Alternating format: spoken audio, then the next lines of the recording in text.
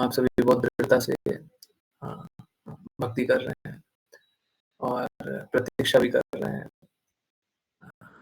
श्री कृष्ण जन्माष्टमी का। देखिए, इसमें कोई संशय नहीं है कि भगवान कृष्ण सभी कष्टों का अंत करते हैं, परंतु ये बात भी सही है कि हम लोगों को कार्य करना चाहिए। मैं एकदम क्लियरली बता रहा हूँ, मैंने कभी ऐसा नहीं बोला, किसी को नहीं बोला कि आप काम मत करो। अगर भौतिक रूप से भी कोई कार्य करना है,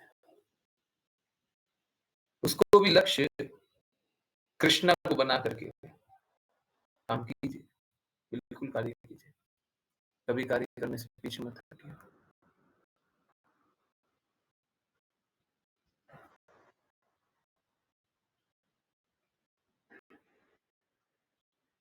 मेरा जीवन कृष्णा की बातों, इसी भक्ति वेदांता स्वामी श्रील प्रभुपाद की बातों का प्रचार कीजिए। मेरे जीवन का यही लक्ष्य है। परंतु जैसा काला हो गया ना, मेरे जीवन में भी एक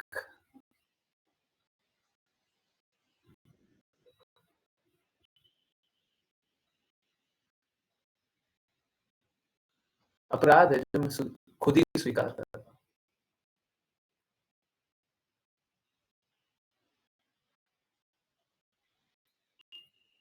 देखिए, ये बात तो बिल्कुल सही है कि मेरा जीवन ऐसी भक्ति वेदांता स्वामी श्रील प्रभुपाद की बातों का प्रचार के लिए है। अब मैं पूरा जीवन लगाऊंगा, परंतु साथ ही साथ मैं हर बार शायद ना बोलूं, पर आज एकदम क्लियरली बोल रहा हूँ, सभी के सामने एकदम क्लियरली बोल रहा हूँ। लक्ष्य कभी नहीं बदलेगा, लक्ष्य हमेशा वही रहेगा, परंतु साथ ही साथ मेरे को एक कार्य और करना है और मैं नहीं कर पा रहा हूँ, नहीं कर रहा हूँ अच्छे से। गायों की रक्षा करना।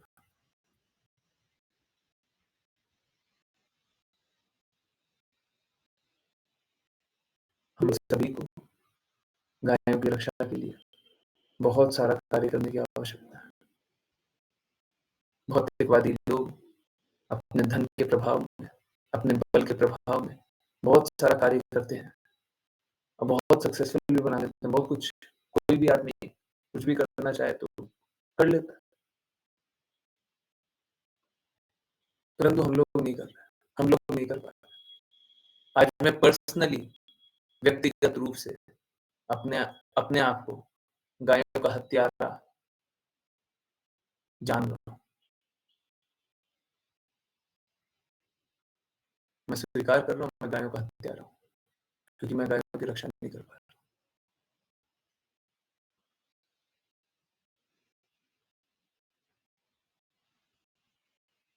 हो सकता है मैं हर दिन नहीं बोलूँ ये बात,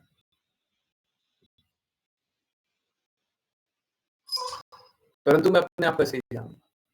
भगवान ने सभी को ये चेतना तो नहीं दी है, सभी को ये जागृति तो नहीं दी, हमको दी है, फिर भी हम बचा नहीं पा रहे।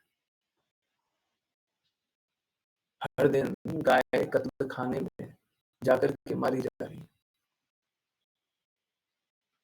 सरकारों पे हम जोर नहीं दे पा रहे, दबाव नहीं दे पा रहे, ना ही गायों की स्वयं भी रक्षा कर।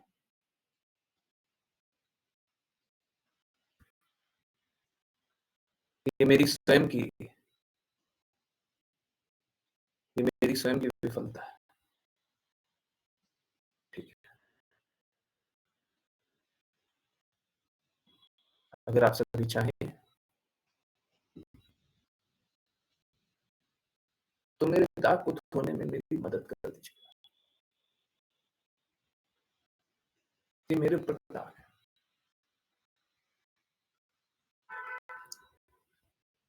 मैं गायों का हत्यारा के रूप में मरने भी तैयार हूँ, शरीर त्यागने के लिए तैयार हूँ। परंतु ये मरने से गायों की सेवा नहीं होगी, है ना?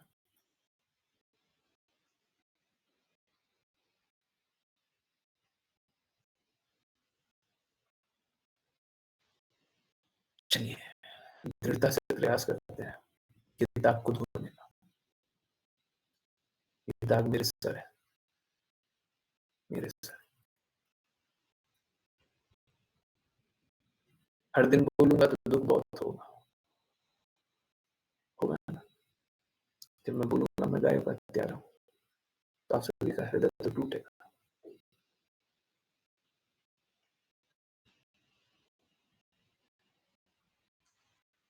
चलिए प्रयास करें,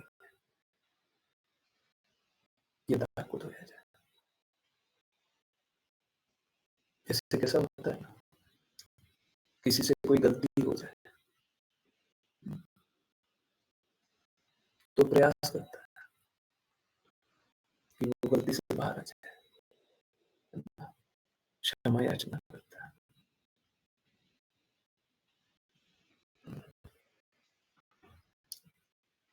कोई किसी से कोई गलती हो जाए तो क्षमा याचना करता है, माफ़ कर दो, माफ़ कर दो जी, हमसे गलती हो गई। मैं भी आप सभी से प्रार्थना कर रहा हूँ, मुझे इस अपराध बोध से बाहर निकालो। मैं स्वयं तो प्रयास करूँगा ही करूँगा, परंतु आप लोगों को भी प्रयास करना है। मैं देखता हूँ बहुत लोग काम नहीं कर पाते। वो भी मेरी ही असफलता है, वो भी मेरी ही असफलता है।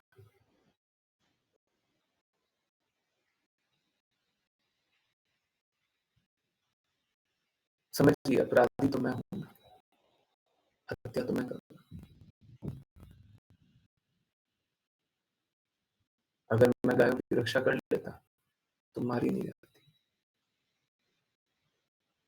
डेली देख रहे हैं ना गाय मर रही हैं, काटी जा रही हैं,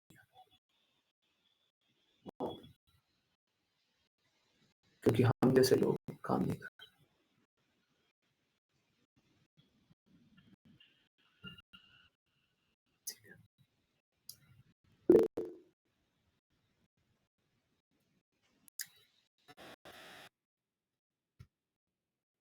आप लोग जैसा चाहते हैं ना, मैं वैसा करने के लिए तैयार हूँ। मुझे किसी का ₹1 मेरे को पर्सनली नहीं चाहिए। मैं कोई लोभ लालच के लिए नहीं बैठा हूँ।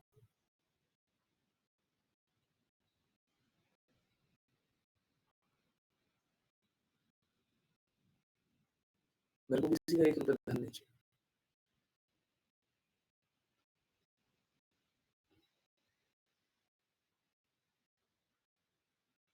पर गायों की रक्षा होनी चाहिए।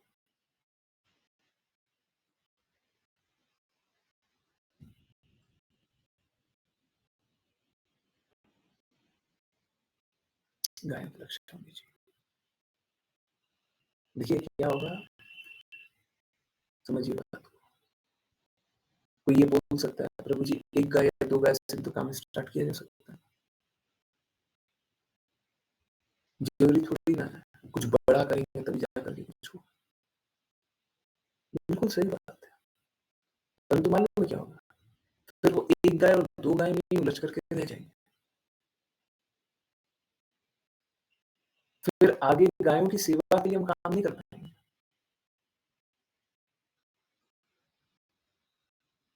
जब लक्ष्य बड़ा बनाएँगे, कार्य बड़ा करेंगे, तब जाकर के लक्ष्य प्राप्ति होगा।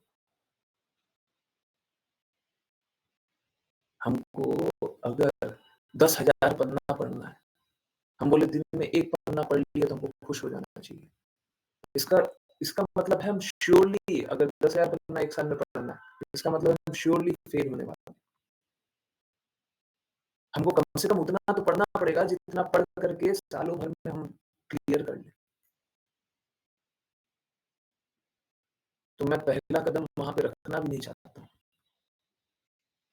जहाँ पे रख कर के हम आगे नहीं बढ़ पाए।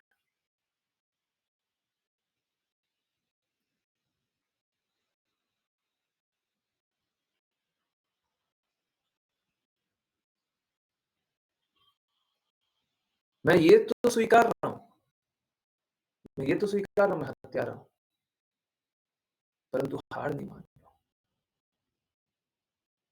जैसे किसी पे वो अपराधी का सर पे कलंक पुच जाता है ना, मेरे सर पे कलंक पुच गया।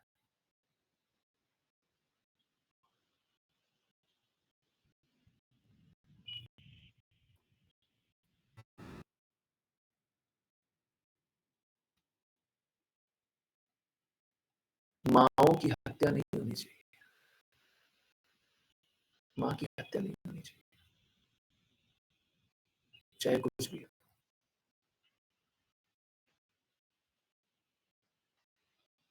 है ना?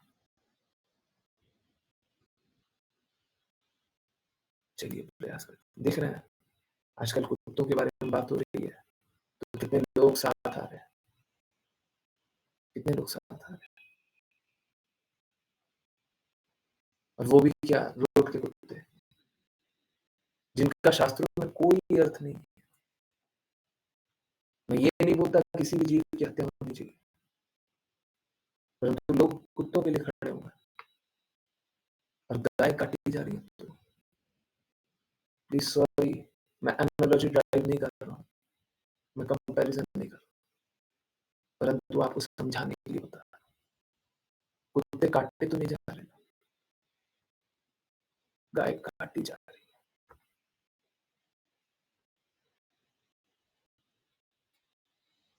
गाय काटी जा रही है, मुझे स्वीकार है,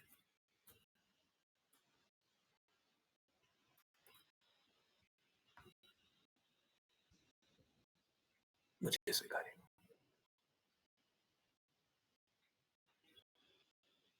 मैं अपना पूरा जीवन लगाने के लिए तैयार हूँ।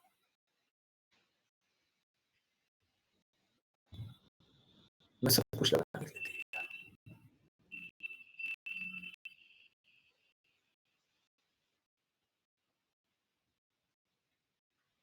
मैं नहीं पीछे हटूंगा।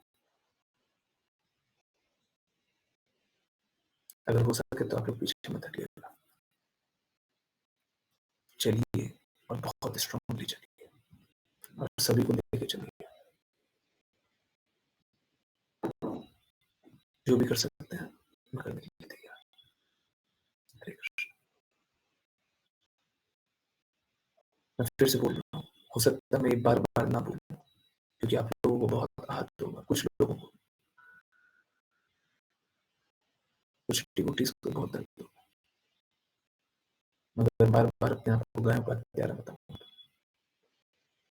परंतु अब से मैं हर दिन यही अनुभव करूँ, ये पीड़ा कभी कम नहीं होगी, कभी कभी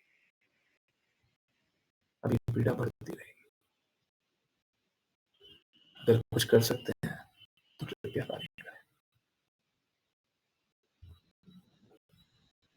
मैं पीछे नहीं हटूँ। ठीक,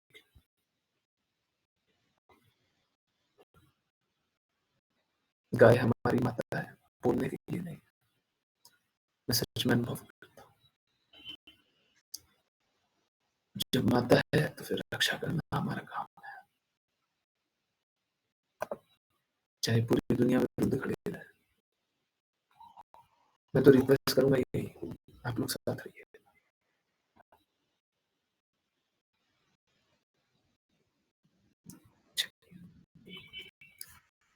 रियली सॉरी आप लोगों को दुख देने के लिए,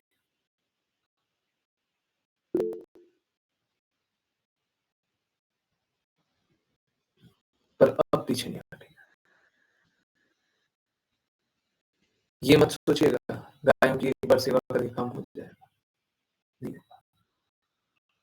हर बार सेवा करनी होगी और हम जो भी कर सकते हैं उस तरीके से हमको गायों को बचाना। मैं आर्थिक रूप से भी लाभ पाने का प्रयास करूँगा, पर उसका भी एक ही लक्ष्य होगा कि जो गाय है, उनका मान हो सके और बाकी गायों की रक्षा हो सके। कल के दिन बोले कि हमको पैसा चाहिए या पैसा कमाएँगे गायों से, तो उसका अर्थ ये नहीं हो जाएगा, हम गायों का पैसा लेकर के घर आ जाएँगे। हमको गायों का पैसा नहीं चाहिए। गायों की सेवा की जाती है, माँ की सेवा की जाती है, ठीक है? तो चलिए, लग जाते हैं दृढ़ता से कार्य पे और हाँ, अपराधी ये बात तो सही है। हत्यारे ये भी बात सही है। मैं स्वीकार हत्यारा। पर अगर आप लोग साथ दें, तो ये दाग मिटाना चाहता हूँ। हरे कृष्ण। चलिए स्टार्ट करते हैं श्रीमद् भागवत। जिन को रीड करना है, जिन को रीड करना है, कृपया करके हैंड रेज़ करें।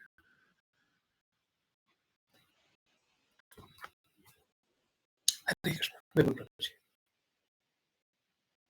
हरे कृष्णा।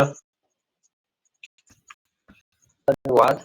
हे राजा, रानी ने स्नान किया और सभी मंगल वस्त्रों तथा आभूषणों से स्वयं को सुसज्जित किया। भोजन करके पूर्णतया तृप्त होने के बाद वह राजा के पास लौटी। उसके सुसज्जित आकर्षक मुख को देखकर राजा ने पूर्ण भक्ति के साथ उसका स्वागत किया। तात्पर्य: स्त्री सामान्यतः सुंदर वस्त्रों और आभूषणों से स्वयं को सजाने की आदी होती है। वह कभी-कभी अपने बालों में फूल भी लगा लेती हैं। स्त्रियां विशेष रूप से सायंकाल स्वयं को सजाती हैं, क्योंकि पति दिन भर कठिन परिश्रम करके सायंकाल घर लौटता है।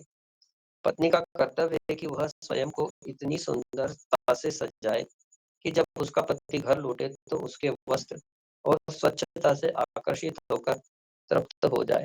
दूसरे शब्दों में, पत्नी सभी अच्छी बुद्धि की प्रेरणा है। अपनी पत्नी को सुंदर रूप में देखकर व्यक्ति गृहस्थ व्यवसाय के विषय में बहुत गंभीरता से सोच सकता है। जब कोई व्यक्ति गृहस्थ जीवन के विषय में अत्यधिक चिंतित होता है तो वह अपने गृहस्थ कर्तव्यों का उचित रूप से निर्वाह नहीं कर सकता। अतः पत्नी को प्रेरणा बनना चाहिए और अपने पति की बुद्धि को सुव्यवस्थित रखना चाहिए, ताकि वे संयुक्त रूप से गृहस्थ जीवन के कार्यों को बिना किसी बाधा के संपन्न कर सके।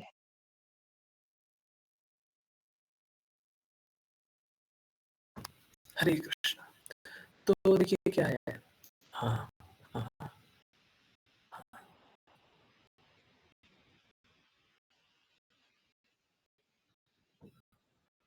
स्त्री में आकर्षित करने की शक्ति होती है, परंतु ऐसा नहीं है पुरुष में आकर्षित होने की शक्ति नहीं होती है। पुरुष भी आकर्षित होना चाहते हैं। स्त्रियों में इच्छाएँ ज़्यादा हो सकती है, पर ऐसा नहीं है पुरुषों में इच्छाएँ कम होती है, पुरुषों में भी इच्छाएँ होती है। और आजकल विकारों के कारण और अ, भौतिक रूप से जो गंदगी चल रही है, सब जगह क्या देखते हैं? सब जगह गंदगी देखते हैं, इंटरनेट पे। आप कोई भी प्रोडक्ट खरीदने के बारे में देख लीजिए, कोई भी प्रोडक्ट, कोई भी सामान खरीदना है, तो स्त्रियों को या तो ये कंपनी या तो ये कंपनी या तो ये कंपनी या तो ये कंपनी, है ना? 4-5 कंपनी, कोई ना कोई तो स्त्री को ऑब्जेक्ट की तरह दिखा देगा, कहीं न कहीं से, है ना?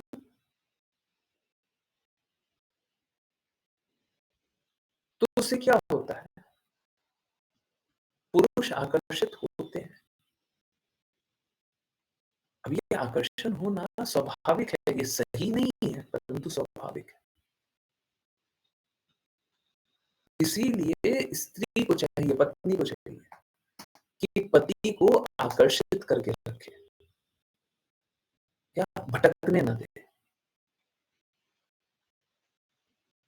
क्योंकि पति बाहर जाता है, शास्त्रों की मत यही है कि पति बाहर जाकर के धन कमाता है। स्त्रियों को धन कमाने का कार्य नहीं होता शास्त्रों के अनुसार।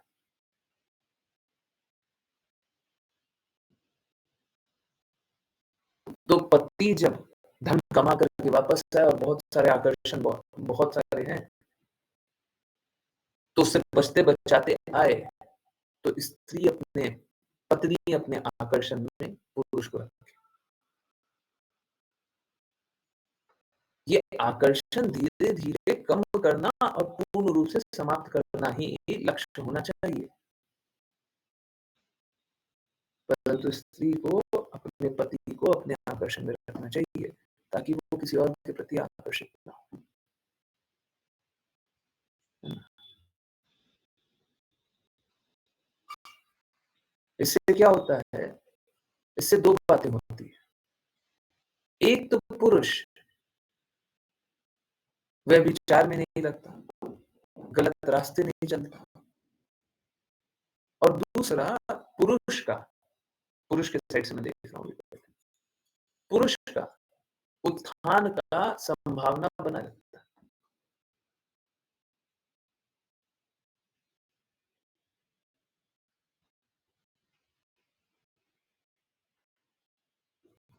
अगर वो अपनी पत्नी से आकर्षित है, तो धीरे-धीरे वो आकर्षण को समाप्त करके ऊँचे लक्ष्य के लिए कार्य कर सकता है।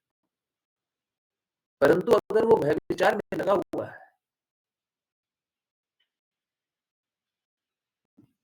अगर वो जगह-जगह जाता है, स्त्रियों से आकर्षित होता है, तो फिर क्या होगा? उसको अब ऊँचे लक्ष्य के लिए लगा पाना अत्यंत मुश्किल होगा।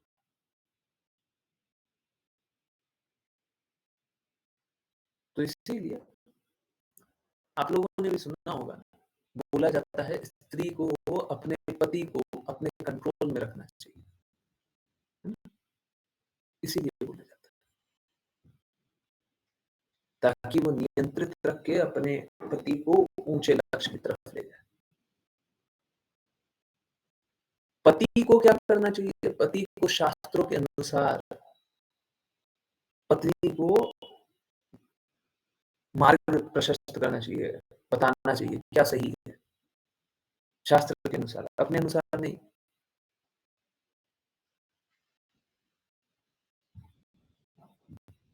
लोग बोलते हैं कि पत्नी को पति की आज्ञा अनुसार चलना चाहिए। हाँ, बिल्कुल बात सही है। पर वो तब चलना चाहिए जब पति शास्त्रों की आज्ञा अनुसार चले, तब चलना चाहिए, बिल्कुल चलना चाहिए। अब पति शास्त्रों के अनुसार नहीं चल रहा, तो पत्नी पति के अनुसार चल कैसे सकती है?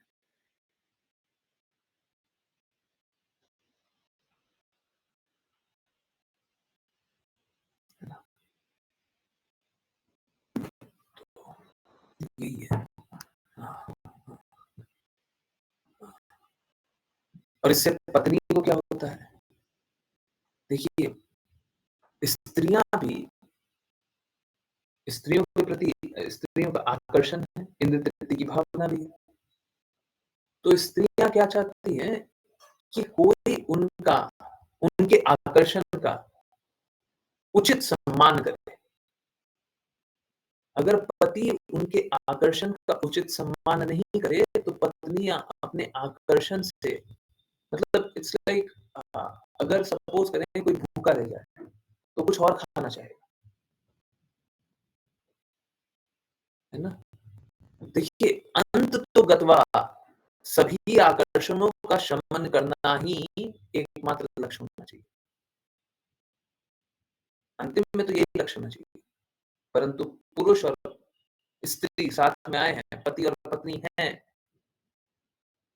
तो उनको दोनों को एक-दूसरे को मदद करनी चाहिए, ताकि वो दोनों आकर्षणों से निकलें, और जो स्त्री का आकर्षण करने का इच्छा है, पुरुष आकर्षित हुए, स्त्री जो चाहती हैं कि मेरी इच्छाएँ तृप्त हो, तो वो पुरुष करें, पति करें,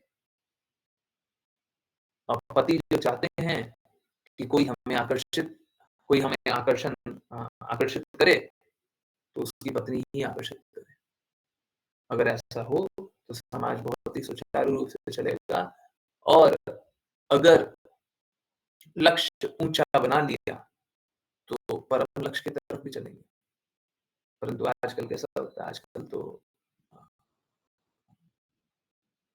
गलत विचार, गलत व्यवहार बहुत सामान्य है। है ना? और फिर ज्ञान दिया जाता है, फ्रीडम है और ये है, वो है। लोग मूर्ख बनाए जाते हैं। ये और कुछ नहीं है, ये बस माया देवी का प्रकोप है। इससे किसी का हित तो हो नहीं रहा है, ठीक है? किसी का हित नहीं हो रहा। हरे कृष्ण। नेक्स्ट कौन है? ओके, राशि माता जी। श्लोक नंबर 3, 3 की 4 है। 3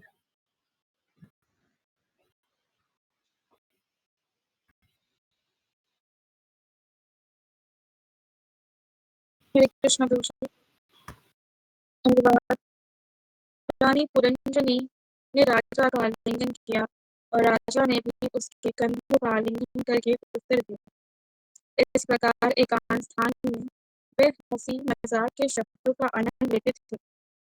इस प्रकार राजा पुरंजन अपनी सुंदर पत्नी द्वारा अत्यधिक आकर्षित हो गया और अपनी अच्छी बुद्धि से विचलित हो गया।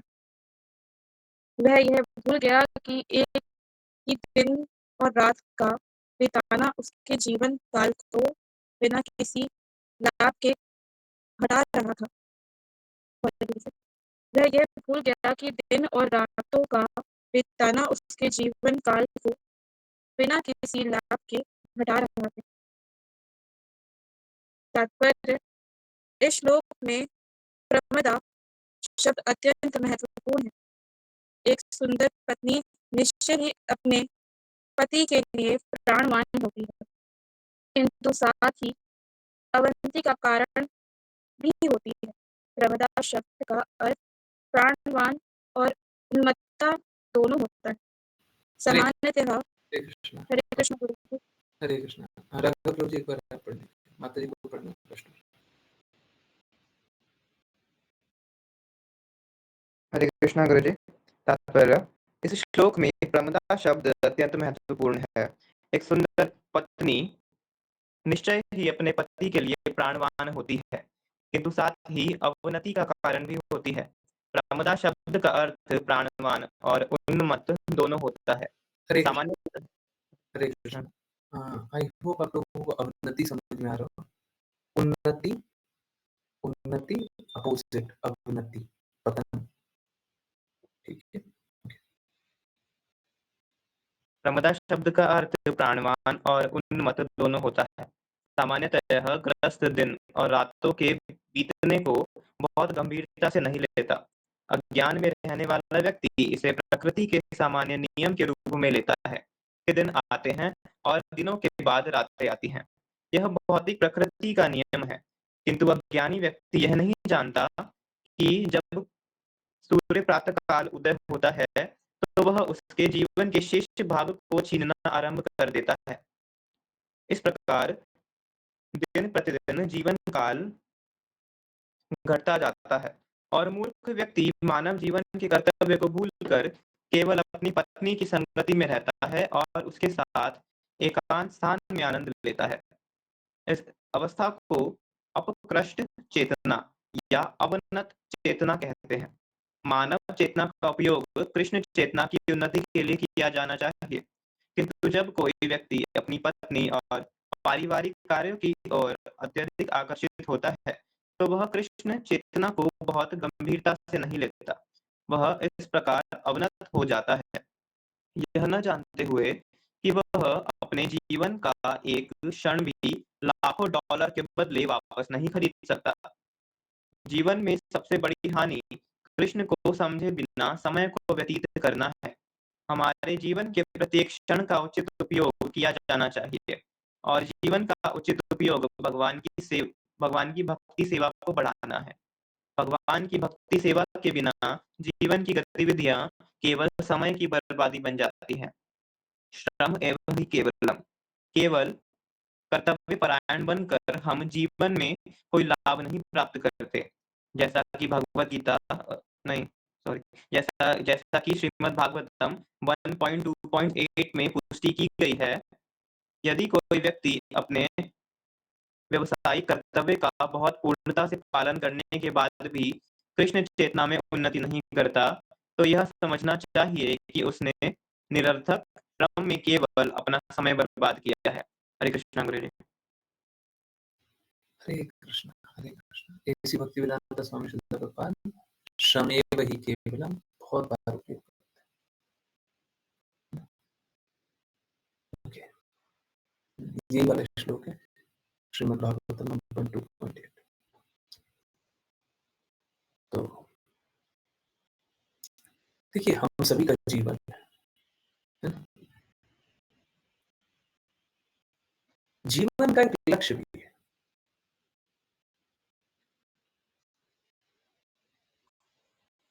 अगर उसका लक्ष्य कृष्णा की सेवा करना नहीं है, कृष्णा से प्रेम जागृत करना नहीं है, अगर जीवन का लक्ष्य कृष्णा नहीं है, तो बस कष्ट है। देखिए, समझिए, सारा आनंद कृष्णा से आता है। अब आप कृष्णा को छोड़ दें तो क्या आएगा? आपको दिखेगा कि वो आनंद है, पर वो आनंद होगा नहीं। आपको दिखेगा प्रसन्नता है, पर वो प्रसन्नता होगी नहीं। न तो खुशी है, न प्रसन्नता है, न आनंद है, न कोई लाभ है, न कोई हित है। क्या है? बस कष्ट, बस कष्ट।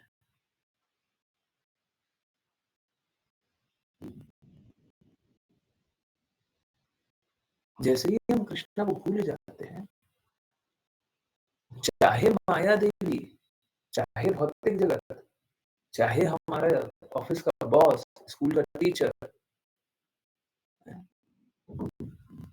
घर में पत्नी,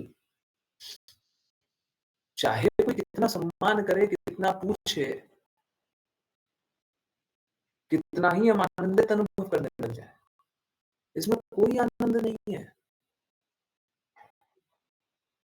ये सारे कार्य करके कोई आनंद नहीं है।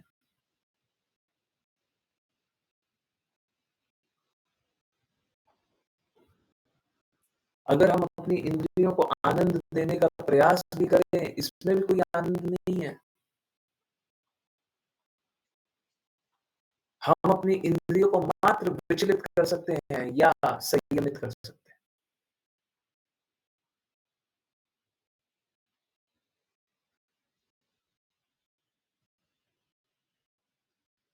जैसे ही हम संयमित करने का कोशिश करते हैं, भौतिक जगत में कैसा होता है, कोई डिसिप्लिन व्यक्ति है तो जनरली कोई डिसिप्लिन व्यक्ति होता है तो अपनी इंद्रियों को संयमित करता है ना?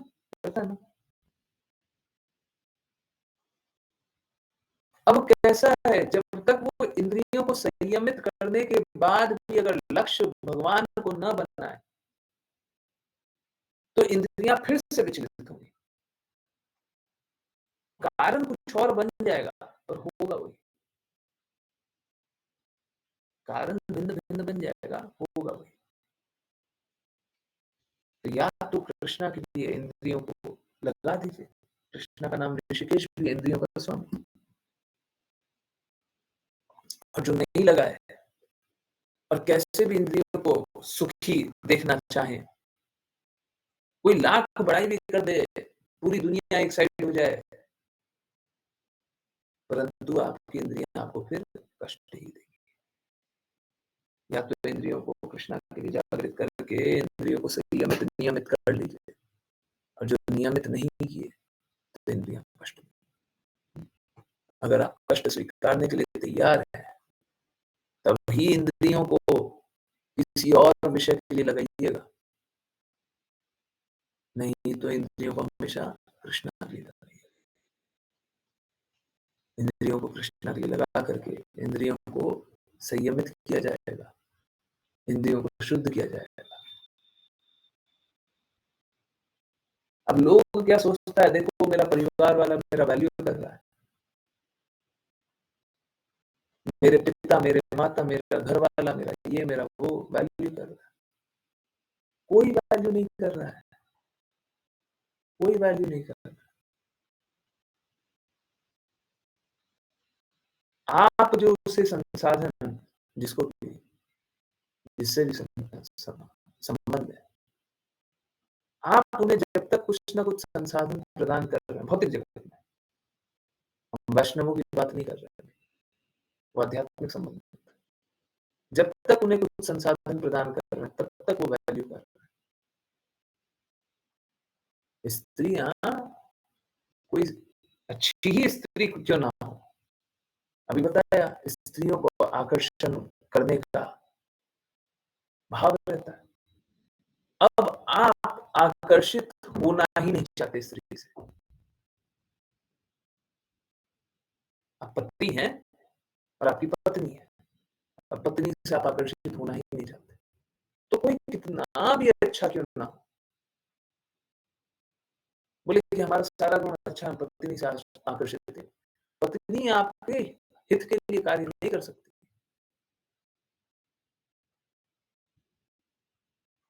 आप कितने ही अच्छे क्यों ना,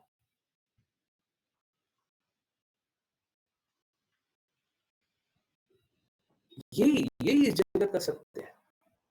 और इसमें कोई बुरा मानने वाला बात नहीं है कि कोई अपराधी जान लीजिए कि पत्नी अपराधी है, पति अपराधी है, नहीं, है तो भौतिक गुण है, इस जगत का गुण ही इस प्रकार का है।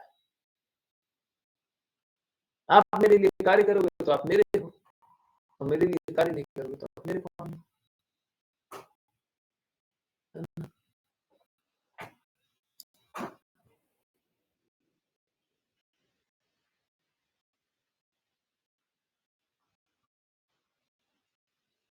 भक्त ऐसा नहीं करते।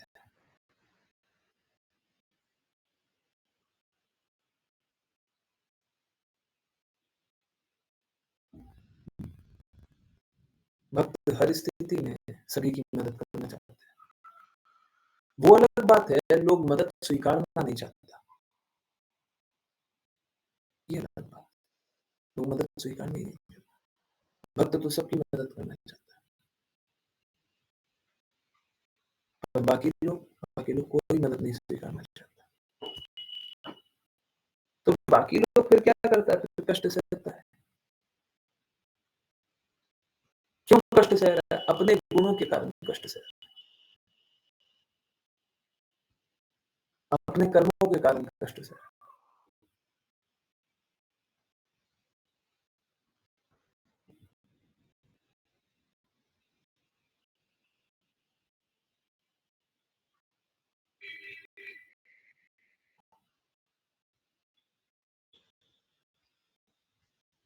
भगवान तो सबकी मदद करना चाहते हैं, परंतु लोग स्वीकारना नहीं चाहते, है ना? तो अगर भगवान की बातों को छोड़ देंगे, गुरु की बातों को छोड़ देंगे, शुद्ध भक्तों की बातों को छोड़ देंगे, तो सब कोई अपना जीवन कष्ट में बनाएगा। मैं सच बता रहा हूँ, और आप लोग शास्त्र को पढ़िए, जानिए। पहले समाज में जो भी धन होता था, सब ब्राह्मण का धन होता था। क्षत्रिय, वैश्य और शूद्र धन पे अपना अधिकार नहीं जताते थे।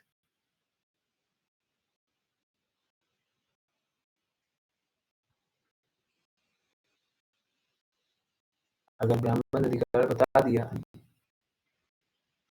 वो धन ब्राह्मण का होता था,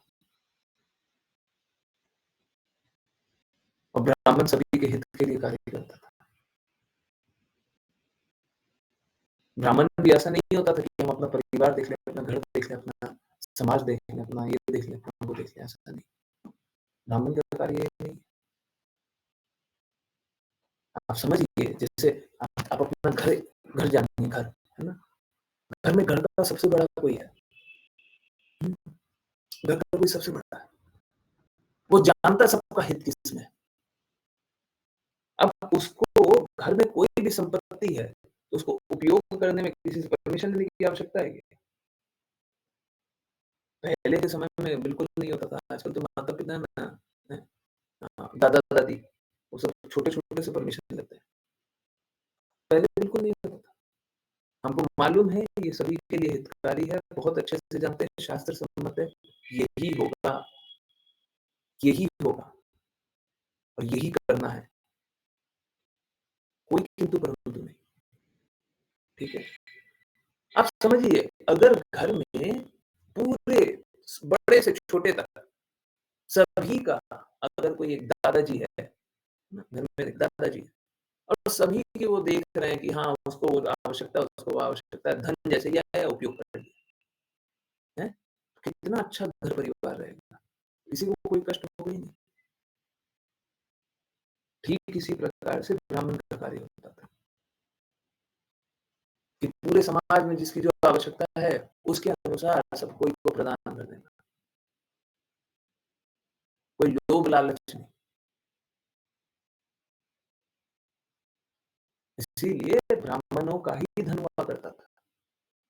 सब कोई कमाता था, परंतु अधिकार ब्राह्मण का हुआ करता था। आजकल वैसा नहीं होता। आजकल तो सिखाया जाता है ब्राह्मणवाद, ब्राह्मणों से नफरत करना सिखाया जाता है, घृणा करना सिखाया जाता है। ना तो कोई ब्राह्मण ही है, ये बात भी सही है, परंतु घृणा करना सिखा रहे तो बताइए कहाँ पे लेके जा रहे हैं। आजकल तो समाज में गुरु की बातों से द्वेष करना सिखाया जाता है।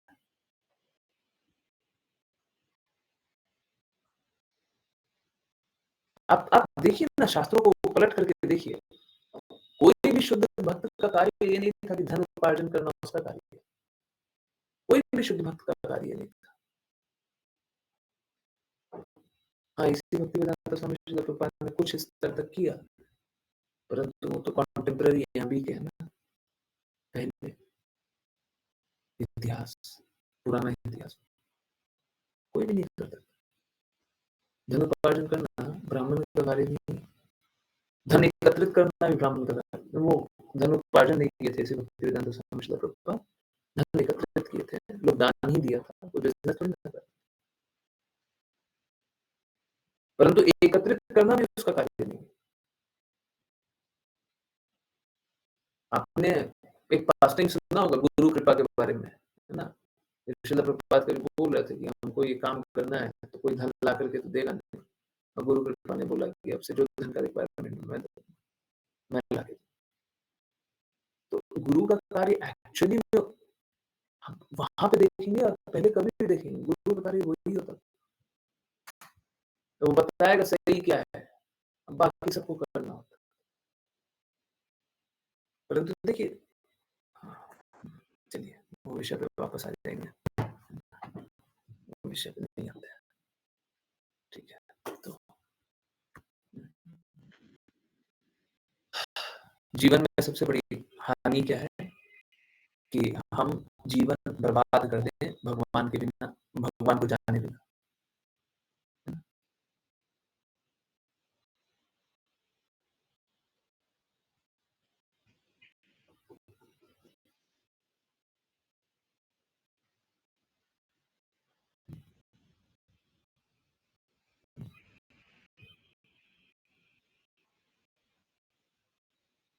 देखिए, सॉरी, मुझे 1 से 2 मिनट दीजिए बस।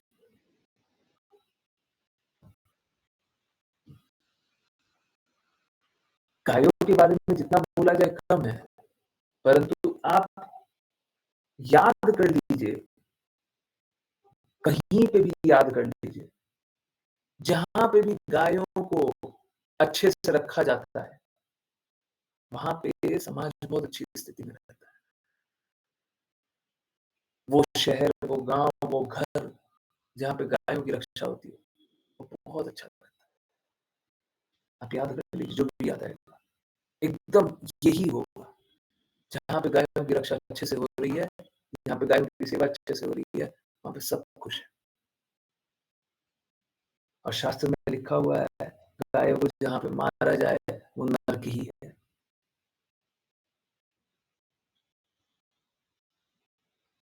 तो मैं क्या बोलूं, बहुत सारी बातें बोलने को, बट किसी को जानना हो तो बस बोल दीजिएगा, मैं तो गायों पे तो बात करते रहता हूँ। परंतु मैं बिल्कुल स्वीकार रहा हूँ, जो मैंने फर्स्ट में स्वीकारा, आप बोले तो रिपीट करना, तो मैं बिल्कुल बार-बार रिपीट करने के लिए तैयार।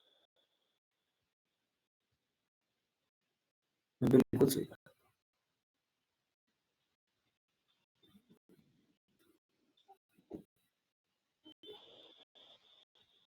गायों को जान करके हम कृष्णा को जानते हैं, कृष्णा को जान करके हम गायों को जानते हैं। देखिए समझिए, गायों से क्या आता है? गायों से सरलता आता है, गायों से प्रेम अनुभव होता है।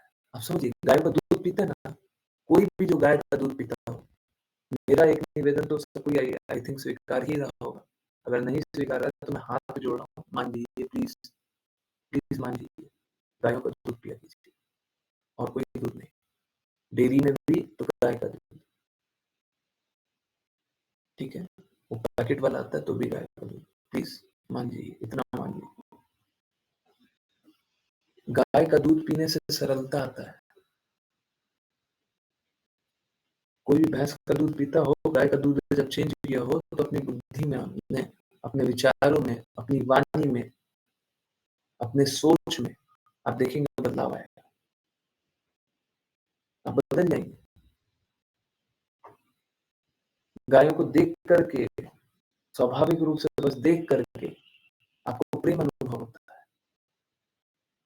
बस कुछ नहीं कीजिए, गाय जैसे सर हिलाती है आप वैसे ही सर हिला लीजिए गाय को देख करके, आपको उसी में प्रेम अनुभव होने लग जाएगा।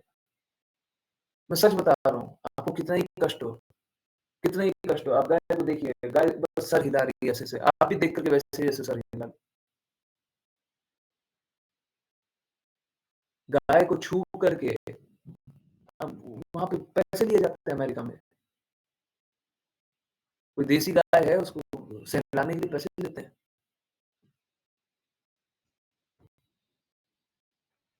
तो आप समझिए गाय क्या कर रही है। गाय जो दूध देती है, आप लोगों को पता होगा, मैंने बताया है, गाय को अगर कोई बीमारी भी हो जाए तब भी उसका दूध पेय होता है, तब भी उसका दूध पिया जा सकता है। सोच के देखिए, बीमारी हो रहा है, जहर हो रहा है, अपने अंदर जहर रखती है, दूध में नहीं जाने देती। आप लोग देखते होंगे रोड पे गाय कचरा खाती है, कचरा खाती है, कितना कितना पॉलिथीन होता है। आप लोग देखिएगा, गाय गाय को अगर यहाँ से काट करके दिखाते हैं, तो कचरा निकालते हैं ना, बहुत गंदा गंदा कचरा निकलता है, और बहुत ज्यादा कचरा निकलता है, परंतु उसी गाय का अगर दूध पिएंगे तो दूध फिर भी अमृत होता है। ये होती है गाय, ये करती है गाय, ये है माँ।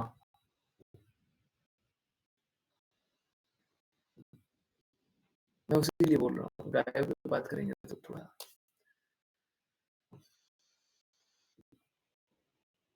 और मैंने जो बोला, आई एम रियली सॉरी कि मैं वैसा हूँ, पर अब मैं बोलूं चाहे ना बोलूं, मैं वही अनुभव करते रहूं जब तक कलंक ना पूछे। रियली सॉरी, बट ऐसे ही रहे। तो मैं वही बता रहा था, आंखों के सामने आ गया, मैं क्या समझा कि जीवन में, जीवन की सबसे बड़ी हानि क्या है? कृष्णा को बिना समझे, को समझे बिना, कृष्णा को समझे बिना समय को व्यतीत करना। अब कोई अगर सच में गायों की सेवा करेगा, तो उसमें क्या होगा? उसमें स्वाभाविक रूप से सरलता आएगा, स्वाभाविक रूप से प्रेम आएगा। वो सही प्रेम होगा, शुद्ध प्रेम होगा, और जब शुद्ध प्रेम आएगा तो जानने का कोशिश करेगा शुद्ध प्रेम आता है कहां से। ये शुद्ध प्रेम भगवान कृष्ण से आता है, ये शुद्ध प्रेम भगवान कृष्ण से आता है।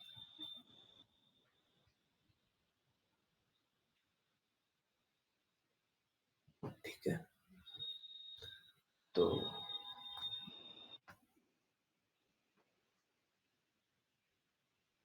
भगवान को जाने बिना अपने जीवन को बर्बाद कर देते हैं, तो हमको वैसा एनवायरनमेंट बना दो, वैसा एनवायरनमेंट बना दो कि भगवान को याद करना बड़ा सरल है।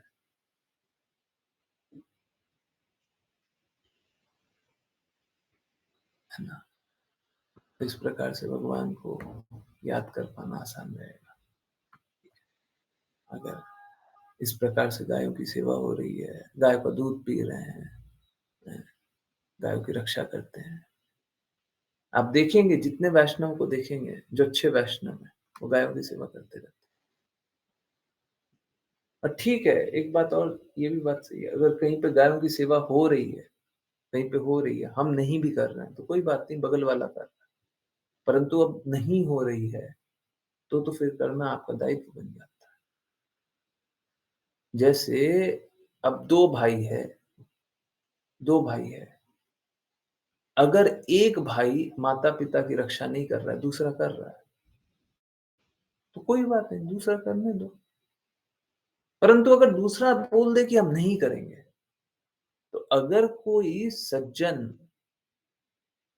बेटा है, तो माता-पिता का रक्षा करना उसका दायित्व बन जाता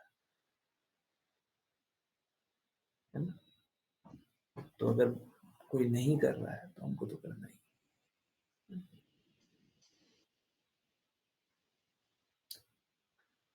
देखिए, सभी को अपने पारिवारिक संबंधों के ऊपर उठ करके, पारिवारिक संबंधों के ऊपर उठ करके ऊंचे लक्ष्य के लिए कार्य करना चाहिए। इस प्रयास में पत्नी को पति की मदद करनी चाहिए, पति को पत्नी का मदद करना चाहिए। एक दूसरे की मदद करनी चाहिए।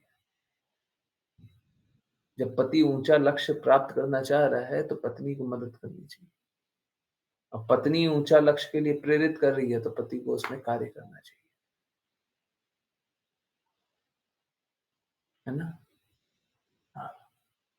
तो इस तरीके से क्या होता है, जीवन उत्थान के रास्ते चलता है।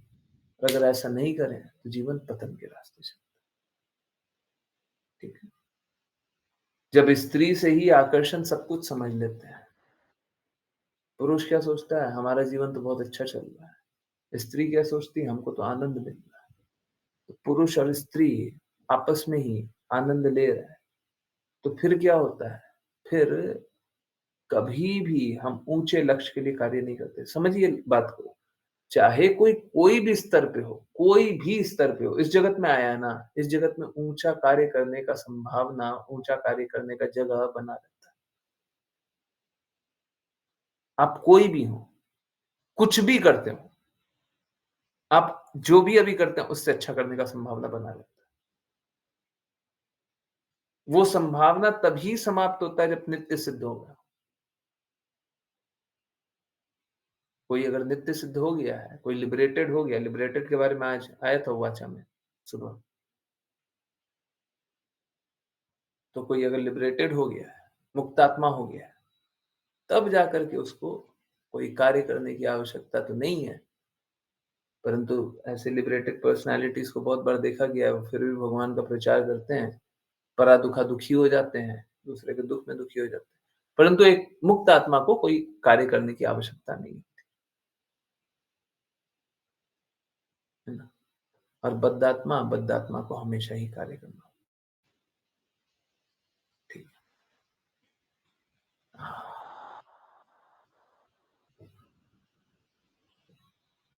तो इस प्रकार से एक परिवार में अगर पत्नी पति ही एक दूसरे की मदद करते रहे, एक दूसरे से आकर्षण में निकलने में भी एक दूसरे की मदद करें। देखिए क्या है, धीरे धीरे मदद करो, अचानक से नहीं, धीरे धीरे मदद करो, है ना? करते जाओ करते जाओ करते जाओ, निकल जाएंगे। परंतु अगर उसी में आनंद लेना चाहता है, तो जीवन बर्बाद होता है ना? चलिए करते हैं वैष्णव प्रणाम मंत्र, और फिर किन्हीं की कोई जिज्ञासा है, कुछ पूछना है, कुछ बताना है, तो प्लीज बताइएगा। राघव प्रभु जी, हरे कृष्ण। हरे कृष्णा गुरुजी। वाञ्छकल्पतरुभ्यश्च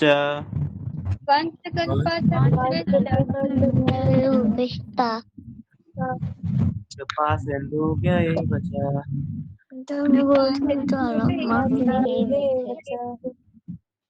च पतितानां पावनेभ्यो आप रिकॉर्डिंग बोलता वैष्णवेभ्यो नमो नमः।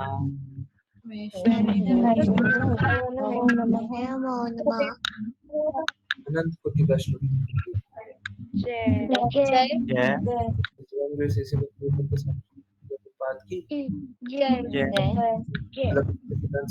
ठाकुर गौर विश्वदास बाबू जी मंदिर ठाकुर जगन्नाथ दास बाबा जी नाम यहाँ शूट है। जय जय श्री रूप सनातन भट्ट रघुनाथ जी गोपाल भक्तदास रघुनाथ की जय जय श्री कृष्ण चैतन्य प्रभु नित्यानंद श्री भक्तिवेदांत श्री गौर भक्तवृंद गंगा माई यमुना माई प्रभु देवी तुलसी महारानी प्रीत वृंदावन नाम की जय भगवती दर्शन चतुर्वृंद की जय कृष्ण हरे कृष्ण कृष्ण हरे कृष्ण कृष्ण हरे हरे हरे राम राम राम हरे हरे हरे कृष्ण कृष्ण हरे हरे हरे राम राम हरे कृष्ण कृष्ण हरे हरे राम हरे हरे। हरे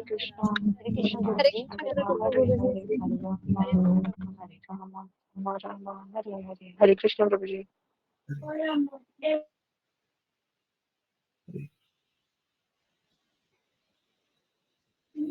हरे कृष्ण हरे कृष्ण प्रभु जी बोले।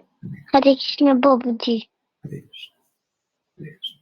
यस किन्हीं की कोई जिज्ञासा कुछ पूछना चाहते कुछ बताना चाहते कुछ बोलना है बिना संकोच के बोलिए। हैंड रेज में देख रहा हूँ प्रेयर के लिए था। आई थिंक राशि माता जी कुछ बोलना है प्लीज म्यूट करके बोलिए।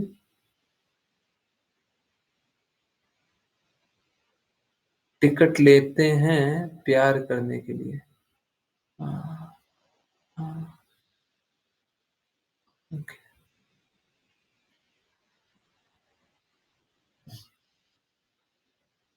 ठीक है।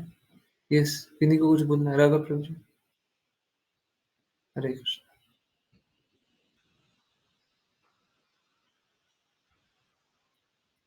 हरे कृष्ण। नहीं किसी को कुछ नहीं बोलना कुछ पूछना है कुछ बताना है। हरे कृष्ण। नहीं मैं बोल नहीं पाऊंगा बिल्कुल मत बोलिए। हरे हरे कृष्ण जी। हरे कृष्ण जी। हरे कृष्ण। पूछो। भैया जी आपकी किताब है कब आते? आपकी ढंग से समझ में नहीं आया मुझे। पूछो। तबीयत कब आते? हाँ हमारी तबीयत खराब है हमारी तबीयत खराब है थोड़ी। क्या हुआ? हम काम नहीं कर पाए अच्छे से काम करना था हम काम नहीं कर पाए। ठीक है हरे कृष्ण।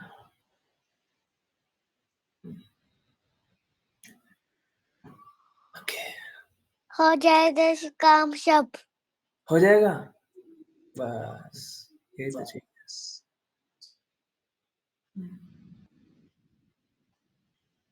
यही तो चाहिए। कृष्ण जी है ना? हाँ कृष्णा जी तो है ही पर काम तो हमको करना पड़ता है ना। कौन?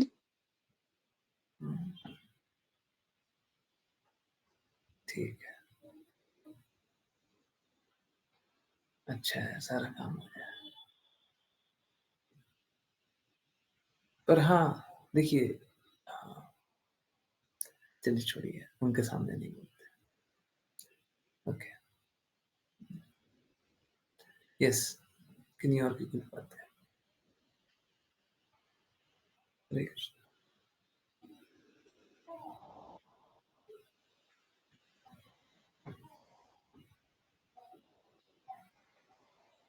जब तक कार्य ना हो तब तक हमको तो लग रहा है खून लगा हुआ है यहाँ पे।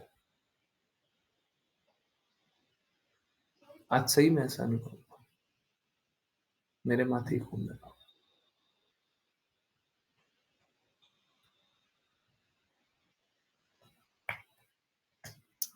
यस, चलिए, छोड़िए।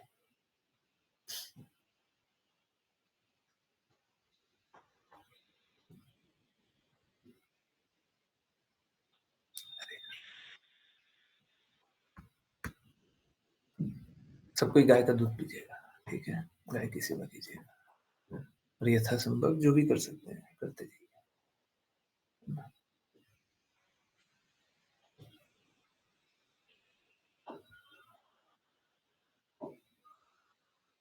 गाय ना बड़ी भोली होती है। आज गया था ना, तो जब भी बारिश होती है, अभी तो बारिश एक बार बहुत तेज से हुई थी ना, आज सुबह तो बहुत तेज से हुई थी ना, जब मंदिर में नहीं जा रहे थे। जब भी बारिश बहुत तेज से होती है, क्या होता है, उसमें पानी भर जाता है। उसमें पानी भर जाता है गाय वाले में, हर बार।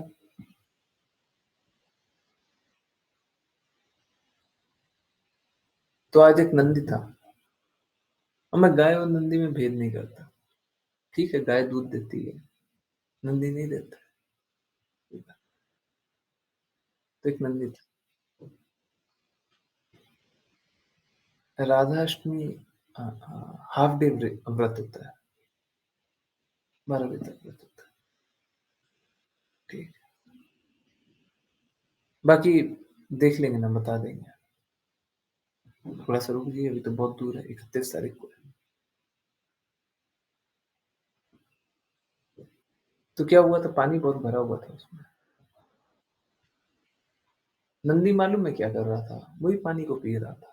मालूम है क्या, वो पानी सड़ा हुआ था। कुछ लोग पागल लोग होते हैं, अपना कचरा भी डाल देते हैं।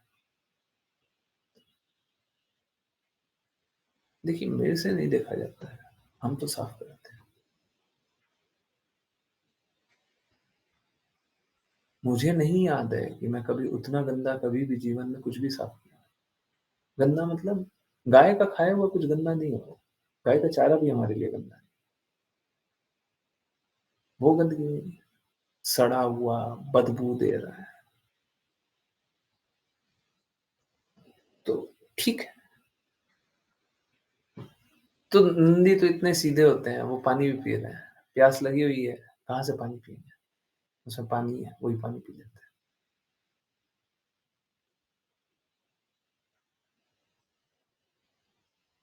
तो मैंने चारा रखा, फिर पानी साफ किया, फिर 2 जगह और भी साफ किया।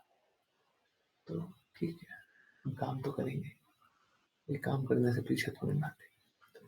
पर देखिए, ये रक्षा नहीं हो रही है, ये रक्षा नहीं हो रही है। आज उस नंदी के साथ क्या क्या हो रहा है, हमको क्या पता? हमको क्या पता? उसकी रक्षा तो नहीं हुई।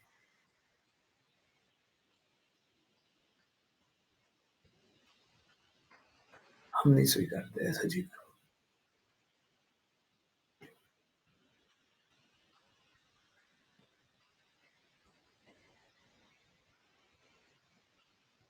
हरे कृष्णा। ओके, चलिए, आप लोग अपनी जिज्ञासा पूछिए, कोई कुछ नहीं बोलता।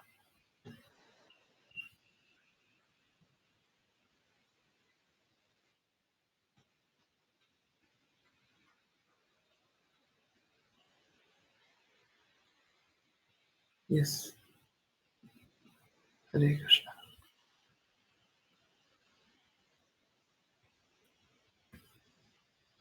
किन्हीं की जिज्ञासा है, कुछ पूछना है?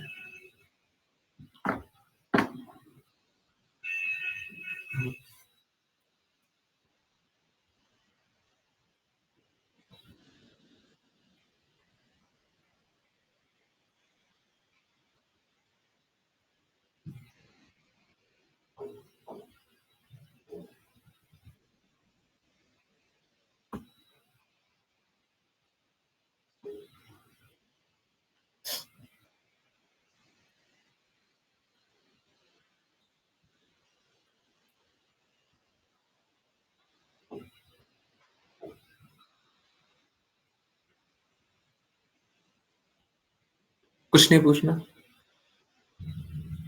पक्का? Hare Krishna, Hare Krishna, Krishna Krishna, Hare Hare, Hare Rama, Hare Rama, Rama Rama, Hare Hare, Hare Krishna, Hare Krishna, Krishna Krishna, Hare Hare, Hare Rama, Hare Rama, Rama Rama, Hare Hare, Hare Krishna, Hare Krishna, Krishna Krishna, Hare Hare, Hare Rama, Hare Rama, Rama Rama, Hare Hare, Hare Krishna, Hare Krishna, Krishna Krishna, Hare Hare, Hare Rama, Hare Rama, Rama Rama, Hare Hare, Hare Krishna, Hare Krishna, Krishna Krishna, Hare Hare, Hare Rama, Rama, Hare Rama, Hare Hare Hare, Hare Krishna, Krishna, Hare Krishna, Krishna Krishna, Hare Hare, Hare Rama, Hare Rama, Rama Rama, Hare Hare, Hare Krishna, Hare Krishna, Krishna Krishna, Krishna, Hare Hare Hare, Hare Rama, Hare Rama, Rama Rama, Hare Hare, Hare Krishna, Hare Hare Krishna, Krishna, Krishna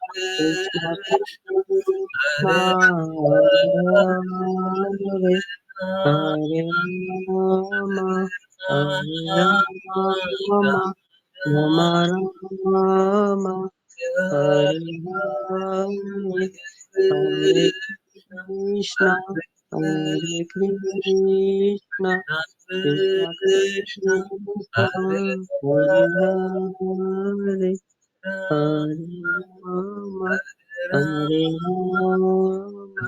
Rama, Rama Rama, Hare Hare, Hare Krishna, Hare Krishna, Krishna Krishna Krishna, Krishna,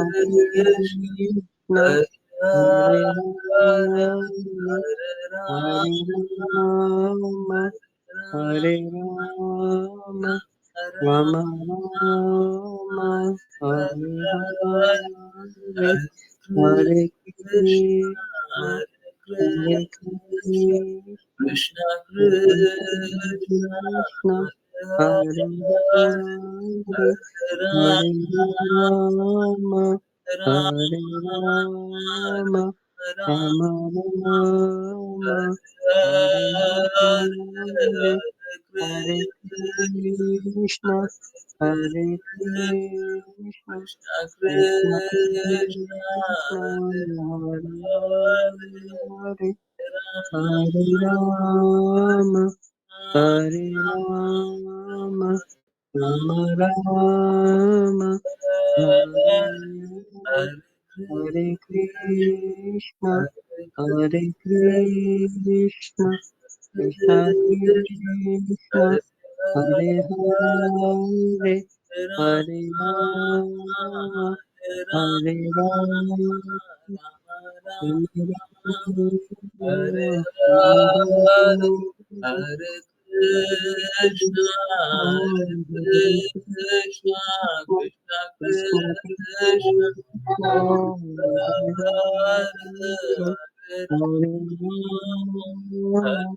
Hare Rama, Rama Rama, Hare Hare,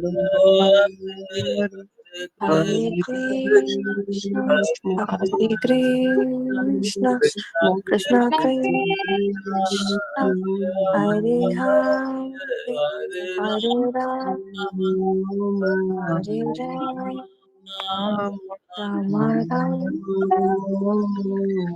Hare Rama, Hare Krishna, Hare Krishna, Krishna Krishna, Hare Hare, Hare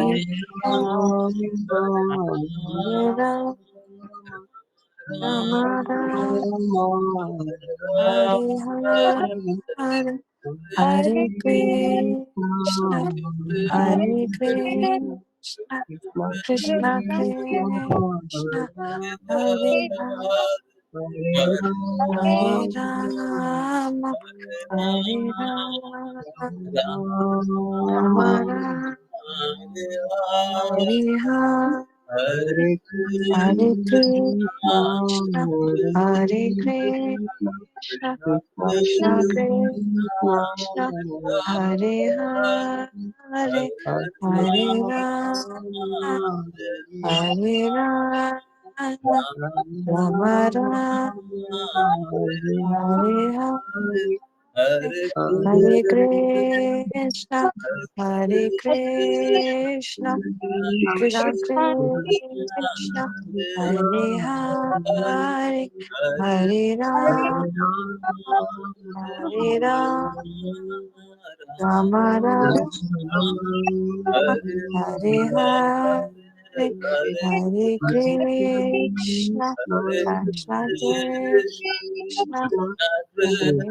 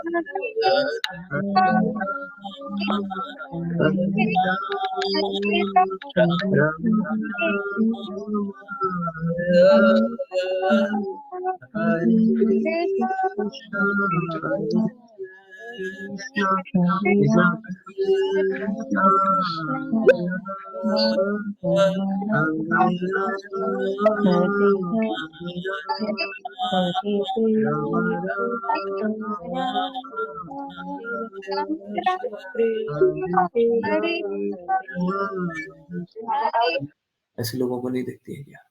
देखना है, देख करके ही संतोष मिलेगा। काट करके खा जाते हैं, क्यों? क्योंकि मेरे जैसे लोग काम नहीं कर रहे। हरे कृष्णा। बहुत बहुत धन्यवाद सभी को ज्वाइन करने के लिए। ज्वाइन करते रहिए, चैंट करते रहिए, कृष्णा के नाम पर प्रचार करते रहिए, कृष्णा के प्रेम का प्रचार करते रहिए, सदा कृष्णा के प्रेम में व्यस्त रहिए।